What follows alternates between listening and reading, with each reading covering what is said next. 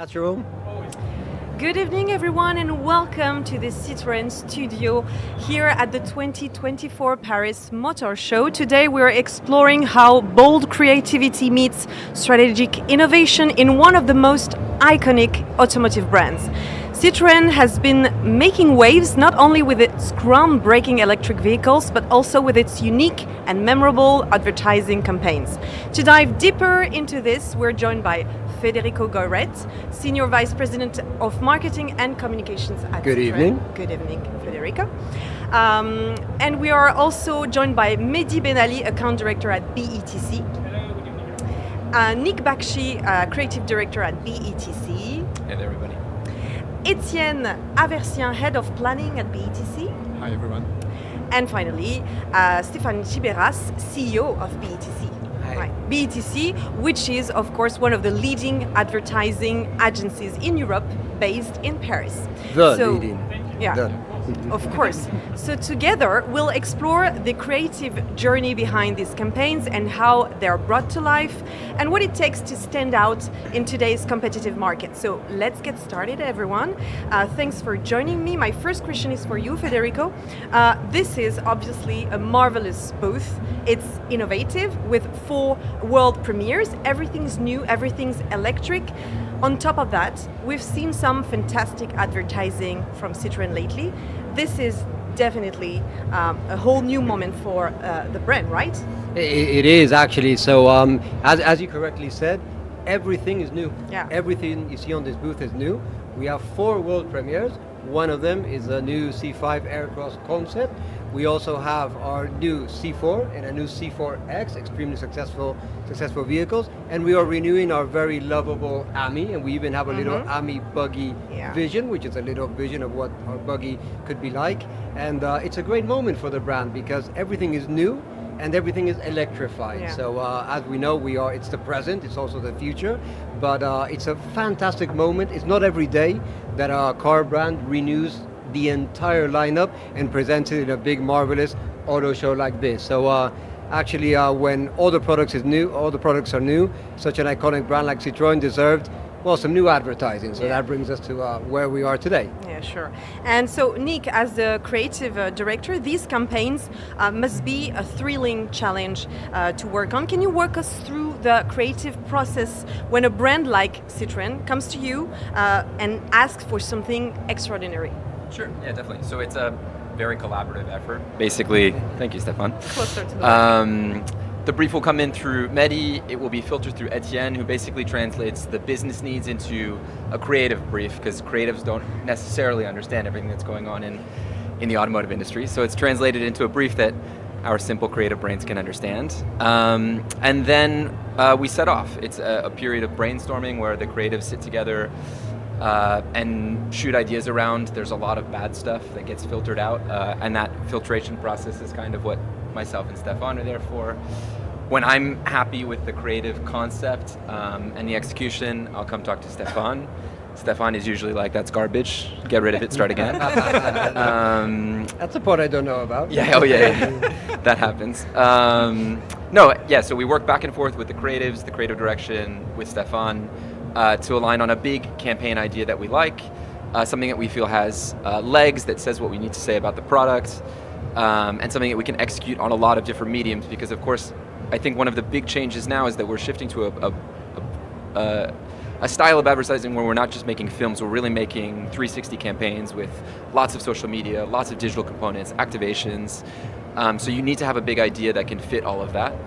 And then we put that all together, we bring it to Federico and the team. Hopefully they love it, they sign off, they push the money across the table and we go make stuff. It doesn't always work like that, but that's kind of the idea. You want to add anything, Stéphane? No? That's it? Okay. He agrees with everything you said. So, Mehdi, Citroën's latest campaigns have been really, truly unique and creative, as I said earlier. As the account director at BETC, how do you view this new moment for Citroën? What does it mean for an agency when a client asks for such groundbreaking campaigns? I think for us it's a huge responsibility. Yeah. They are doing such amazing work on the product. Everything is new. They work tirelessly to bring to the market new designs, innovation, accessible, amazing products. It's a responsibility on us to deliver the kind of creative work that these guys are also expecting from BETC. So that's one thing. I think the second thing is also, you look at Citroën today, but for us as creatives, we also look at Citroën as a brand that has a huge legacy, not just in terms of work, but also in terms of advertising. And all of the work that's been done that has been extremely famous in the past, both in France and internationally, for Citroën, is also a responsibility that we kind of bear on our shoulders to kind of try and live up to the expectations, the responsibility, the level of work that was done back then, and that we also need to deliver today in the world of 2024 and 2025, of course. Very different kind of work, as Nick mentioned, a lot more digital, a lot more social based. Yes. Let's change the mic. Is this better? Yeah. Can you remember exactly what you just said? I will say everything You again. have to repeat everything. Word for word. So it's a big responsibility to live up to the products, to live up to the kind of advertising that was done for Citroën, and it's also a lot of fun. I think that's also kind of I suppose the expectation that Federico and his team have upon us is have fun making the work, because you will ultimately deliver stuff that people will want to engage with. So the past year and a bit has been quite incredible for BETC and Citroën together. And so to understand more about this topic, these world-class directors and producers, they actually choose what projects to work on, right? They don't just accept any jobs. Maybe Stéphane. Yes, of course, we don't accept any job, no, in life. Otherwise, it's a pity. It's obvious. Yeah. Otherwise, it's all about money, which is not the case, especially for creative agencies. Yeah. So let's move on with you, Federico. One of the most amazing campaigns lately was the Revolution campaign. We've also seen the ice skating vans, and I'm told that there's going to be more in the future. It feels like Citroën is really standing out in terms of creativity. How does a brand decide to do this? So it's quite a daring thing to do, but like Mehdi said correctly, we have a vast history of creative excellence, and it's our responsibility, and it's what people expect from Citroën.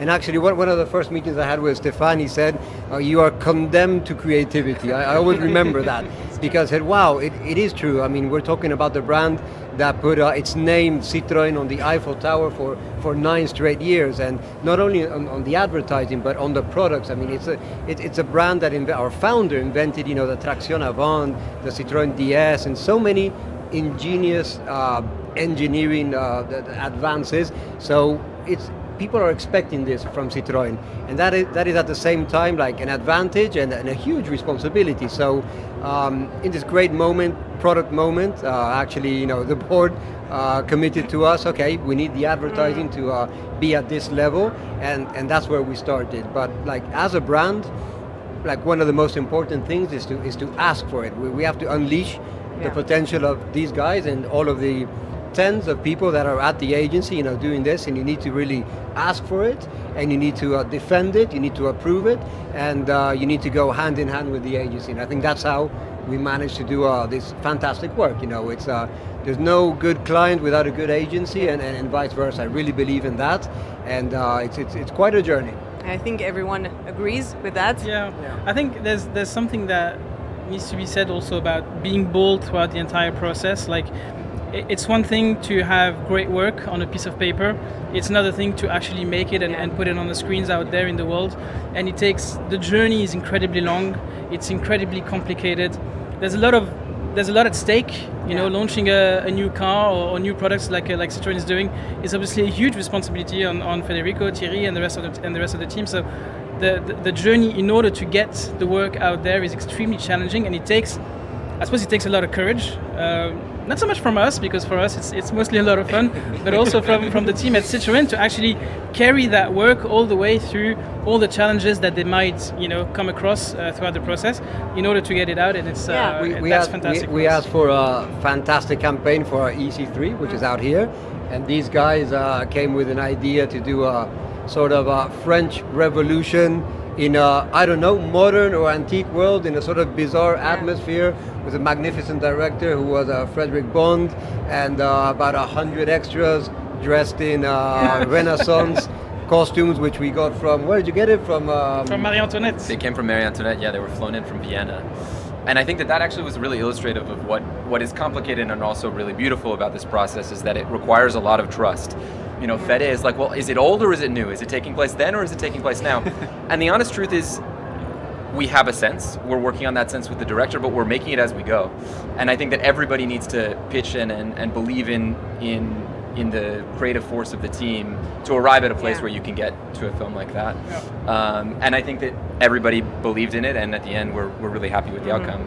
But it takes a lot of trust, and that's to Mehdi's point. It's a big risk. You know, everybody has to. Yeah. And it's not every agency that can commit.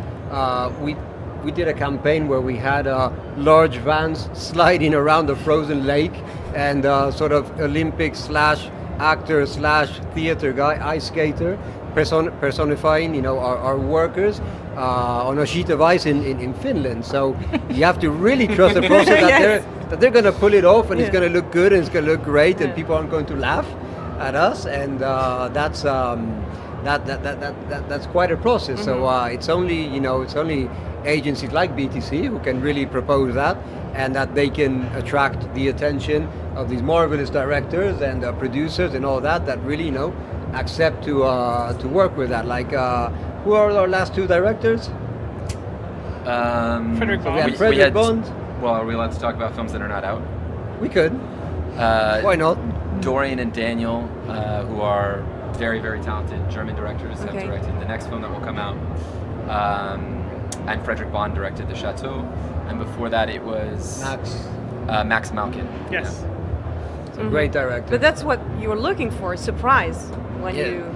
Exactly. I think one of the I was talking outside with somebody, and one of the most important things that I learned in this conference marketing thing, this guy said, that 95% of advertising is boring, right? And I said, yeah, it's true, it is boring. So we're competing with so many distractions and so many ads and so many things that happen every day in people's lives. You need something, to really stop people in their tracks and to say, oh well, that's something new, that's something really cool. So yeah, we need a wow factor again that was at the level of the products we're creating and the heritage that this brand has. And now moving on to another thing, but always linked with advertising, we're here in the YouTube studio. Does this partnership with YouTube play a role in Citroen's creative process or media strategy? Absolutely, absolutely. So I'm a fan of media also, these guys know it. So actually we get a lot of data about especially from Google Analytics, about the performance of our media when we have a campaign on air.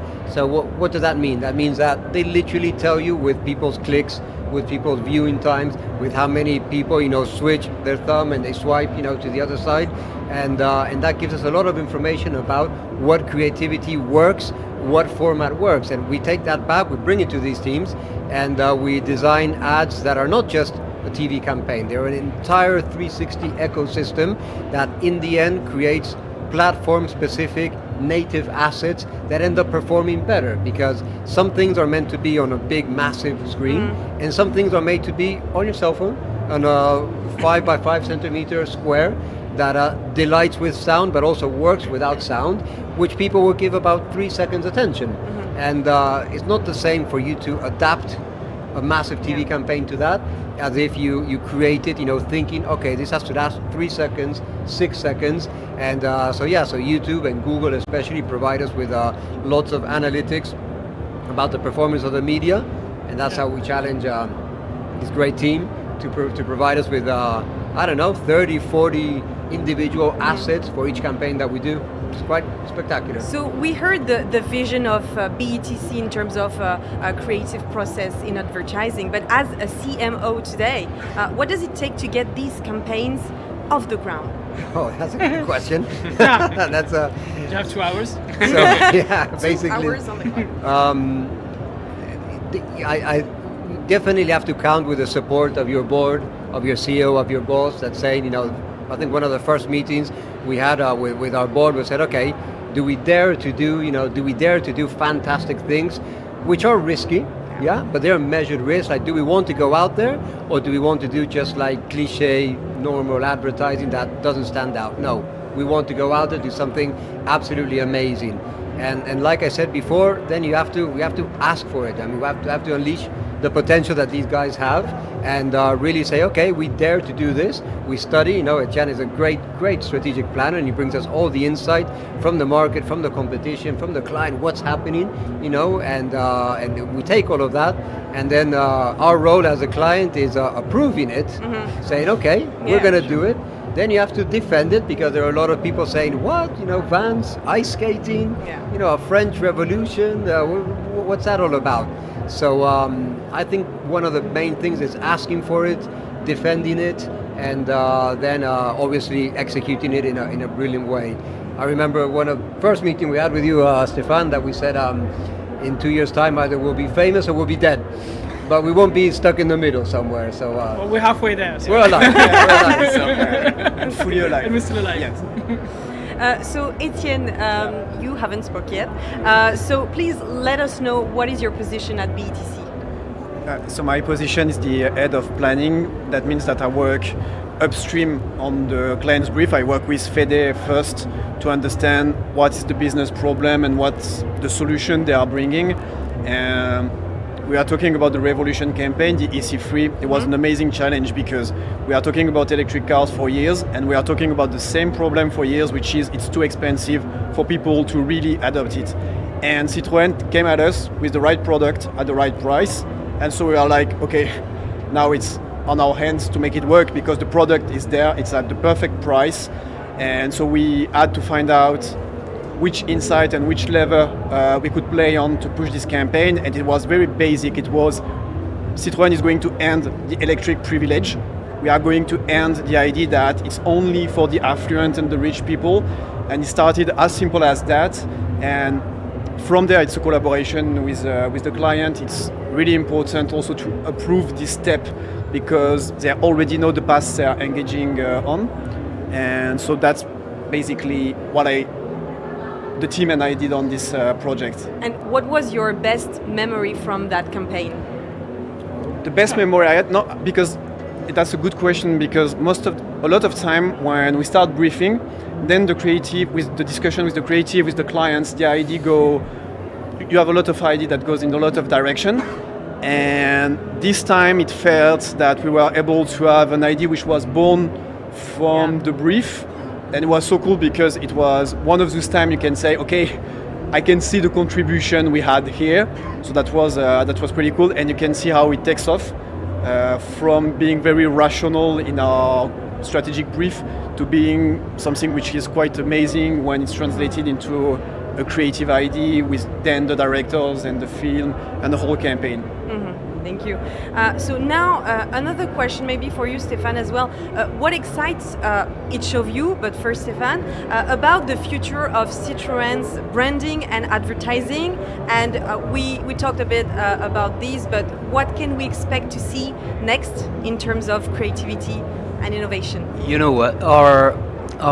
The best opportunity we have is that in this industry, advertising is sometimes very, very boring. So we have an opportunity. And as a team and with Fede, our mission is to prove, in a way, that creativity sells. And creativity sells in design, in advertising, everywhere. So we have to prove that. It's not the right answer at your question, but I wanted to say that. Creativity sells, that's a good one. Nick, maybe you want to add something about that? Sorry, the question is, what are we most excited about? Yeah, in the future of innovation and creativity with Citroën. I think that, so this is the first year of our partnership with Fede and his team.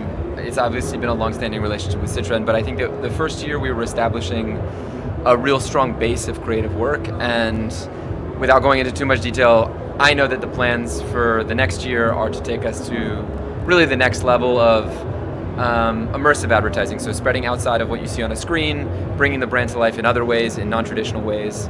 I think that that's really exciting. I think that, TV ads are incredible and they're important, and you see them on the screen here today, but it's only a small way to touch the lives of the people who use these cars. So I'm really excited to take that next step into non-traditional work with the brand. For you, Mehdi, maybe something to add? I think for us, we've set the playground. That we spent the last 12 months creating this playground for us and for Federico and the teams, and now it's time to play. And next year is going to be all about that. It's going to be about exploring new formats, exploring new ways of doing creative work, exploring new ways of showing our amazing products. There's a lot of stuff already in the pipe that obviously we can't talk about here, but everything about this is hugely exciting. I think for me the most exciting bit, because that's also, I suppose, my job in the team, is making sure that this relationship keeps on creating fruitful stuff for us, for the brand, obviously, making sure that the work keeps improving month after month. These guys are fearless. They want to go big, and so do we. So for us, next year is going to be cool. Great teamwork. Okay, guys, we still have a few minutes left, and there are good vibes here in the studio. So I would like to know more about you, more personal questions, like fire questions, okay? So maybe we start with you, Etienne. First car, your first car, or your first best memory in a car? This is a good one, because I have my license. I had my license 3 years ago. Okay. So I never actually owned a car. Okay. But I would say that my favorite memories was renting a car and going on road trips. Yeah. Just pretty basic, but sorry, you fired to the wrong person that question. Okay, next one. Maybe Nick. What was your first car? I also never owned a car. I did learn how to drive, but I was driving my parents' cars. I think that the first car that I drove was a Volvo sedan. I don't remember exactly what model it was. But before I had my license, in the US where I grew up, you have to be 17 or 18 to drive. I think at 16 was the first time I took the car out. And it was the middle of the night, and I drove the car illegally to 7-Eleven with my friends, and I will never forget that. I was paranoid the entire way. I thought that I was going to get arrested, and I didn't. So pretty happy ending to that story. And what would be your dream car? If you got to own one. I know what your dream car is. I want a Citroën Ami buggy, really badly. I want the one out there with the surfboard on it. See it from here. Federico, what about you? Best memory in a car, or best car you had? Best memory in a car, for sure, one of many road trips with friends. That's the best, right? Yeah. Road trip, vacation with friends, when without too many responsibilities to worry about. So yeah, for sure. Yeah. And for you, Stéphane? I remember a long time ago, my sister, she bought a deux chevaux, a red deux chevaux, and for us it was like freedom, having a deux chevaux. It was an amazing car with a rooftop, but it was just a deux chevaux, but it was freedom. Yes, I remember that. Yeah. And actually, we're going to talk about cinema here, cinema and Citroën, in the next interview. I don't know if it's tomorrow or the day after, but maybe for you, Mehdi, what would be, if you could have any car from a movie or a TV show, Wow. what would it be? That's a good question. That's pretty big. Yeah. Yeah, I'm gonna have to go with Knight Rider. That's gotta be Academy. It's called Academy in France. But Knight Rider. Yeah, I mean, come on. Who doesn't want Knight Rider? That's too cool. I want that. Okay, great. Well, thank you very much, guys. It was a really nice conversation. Thank you very much. And we hope to know more about the next innovation and creative advertising with BETC and Citroën. Thank you very much. Fantastic. Thank you. Great.